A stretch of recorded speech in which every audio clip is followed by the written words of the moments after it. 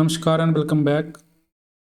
आज भारतीय stock market के लिए एक बुरी खबर आई है।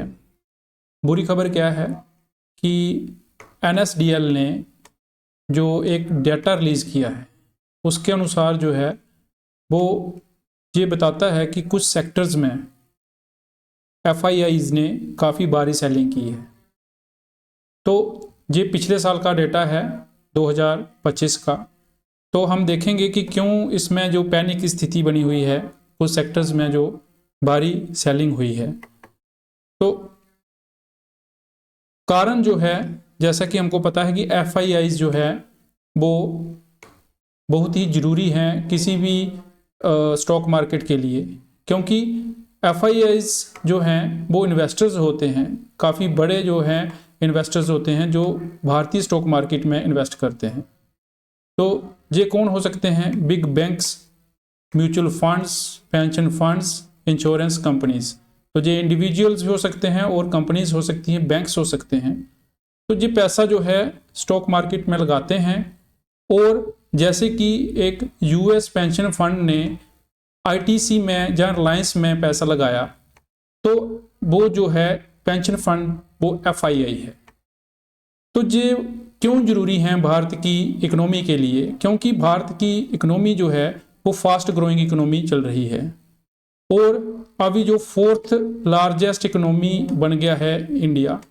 तो तभी जो हैं ये ज़्यादा से ज़्यादा जो हैं इस तरफ जो हैं वो आते हैं, पैसा इन्वेस्ट करते हैं।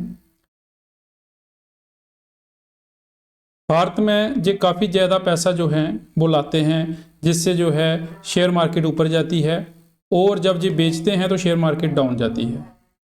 इनके कारण जो है लिक्विडिटी बढ़ती है। लिक्विडिटी इंक्रीज होने से हम शेयर को बाई या सेल कर सकते हैं काफ़ी आसानी से। और इसके अतिरिक्त ये भारत की जो है वो इकोनॉमी कंडीशन को ग्लोरीफाई करता है, कॉन्फिडेंस आता है इन्वेस्टर्स में, मार्केट की रेपुटेशन बढ़ती है और काफ़ी जो है FIIs जो है काफ़ी इम्पोर्टेंट हैं इस हिसाब से अगर हम देखें तो कंपनीज जो हैं ये काफ़ी एक्सपेंड करने में हेल्प करते हैं, क्रिएट जॉब्स जो हैं इनके कारण होता है। तो ये FIIs के कुछ हमने आपको लाभ बताए। तो FIIs जो हैं उनके बिना भारत जो मार्केट है, भारतीय मार्केट, वो काफ़ी पैनिक स्थिति में चला जाता है। अब कारण क्या है कि ये जो हैं लगातार जो हैं पैसा विड्रॉ कर रहे हैं कुछ सेक्टर्स में। तो ये अगर हम जानेंगे कि अगर ये पैसा विड्रॉ कर रहे हैं तो उससे पैसे क्या होता है, तो मोर सेलर्स देन बायर्स। अब जो बेचने वाले ज़्यादा आते हैं जिससे जो है मार्केट जो है वो गिरती है। जैसा कि हमने देखते हैं सेंसेक्स या निफ्टी में फॉल आता है, तो इसका मेन कारण जो है FIIs भी होते हैं। दूसरा कारण रुपीज़ जो है वो वीक होता है, तो डिमांड फॉर डॉलर ज़्यादा होती है और वैल्यू ऑफ रुपी जो है वो घटती जाती है, जिससे इंपोर्ट जो है वो महंगा होता है, दूसरे देशों में से सामान आना जो है वो महंगा हो जाता है और महंगाई बढ़ती है। ने पिछले साल का जो डेटा रिलीज़ किया है उसके अनुसार 2025 में जो है वो IT, FMCG गुड्स और पावर में जो है काफ़ी भारी भरकम जो है सेलिंग प्रेशर आया है। IT सेक्टर में 45% जो है सेलिंग प्रेशर आया है, सेलर्स FII ने सेल किया है, जो इसको बनाता है लगभग 74,700 करोड़ रुपीस पिछले साल में इसमें सेलिंग आई। FMCG जो है वो 22% इसमें सेलिंग प्रेशर आता है, सेलिंग होती है और 36,800 करोड़ रुपए सेल होते हैं। पावर सेक्टर में इसी प्रकार जो है 16% का जो है सेलिंग आती है, FII मनी विड्रॉ करते हैं। तो इसके पीछे कारण जो है वो क्या है?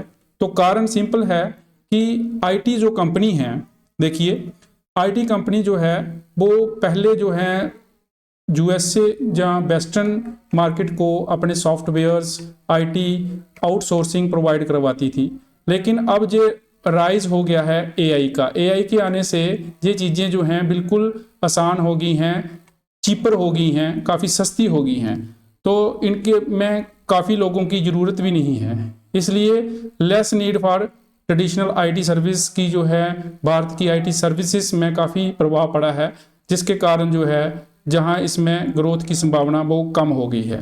तो यही के चलते जो है एफआईआईज ने लगातार जो है इसमें सेलिंग कर रहे हैं।